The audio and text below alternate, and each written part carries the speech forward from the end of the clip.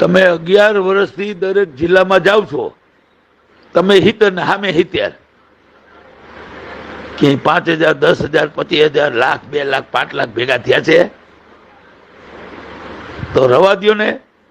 અને તમારી મદદની મારે જરૂરી નથી. ન કરતા હું સામેથી કહું છું, ન કરતા હું કાલે કરીશ.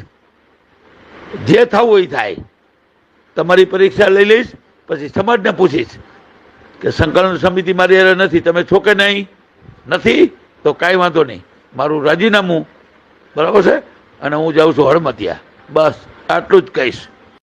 જો કોર કમિટી મારી હારે નહીં હોય અને સમાજ મારી હારે નહીં હોય, સમાજ તો અત્યારે એટલો આગ બબૂલો થયો છે, રોકવો મુશ્કેલ છે. તમે મેસેજ સાંભળો છો, વાંચો છો, જુઓ છો. અને આમ જો મારે તમારી કાંઈ જરૂર નથી કોર કમિટીની, સંકલન સમિતિની. સંકલન સમિતિ હું છે ને એનો પર્દાફાશ હું કરીશ.